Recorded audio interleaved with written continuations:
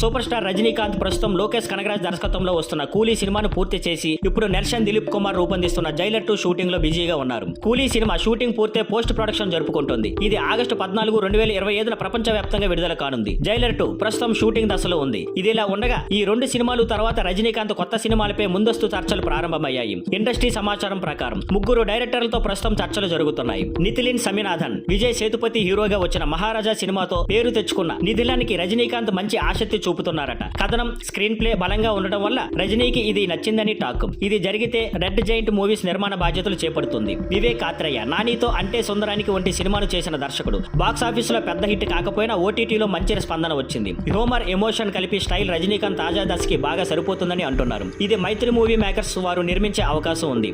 వినోద్ కాకి సినిమాతో గుర్తింపు పొందిన వినోద్ అజిత్ తో పలు సినిమాలు చేశారు. ప్రస్తుతం విజయ్ తో జననాయకన్ సినిమా చేస్తున్నారు. ఇన్వెస్టిగేషన్ థ్రిల్లర్లు, రియలిస్టిక్ టోన్ తో సినిమాలు తీయడంలో నిపుణుడు. తుది నిర్ణయం ఎప్పుడంటే రజనీకాంత్ ఇంకా ఏ డైరెక్టర్ ను ఫిక్స్ చేయలేదు. 2026 ప్రారంభంలో తాను ఉన్న ప్రాజెక్టులు పూర్తయ్యాక తుది నిర్ణయం తీసుకునే అవకాశం ఉంది. స్క్రిప్ట్ డెవలప్మెంట్, టైమింగ్ ఆల్ ఖచ్చితంగా చూసి నిర్ణయం తీసుకోనున్నారు. మొత్తానికి రజనీకాంత్ తర్వాతి సినిమా కోసం ఇండస్ట్రీలో ఆసక్తికర చర్చలు జరుగుతున్నాయి. Thank you for watching. Please like, share and subscribe.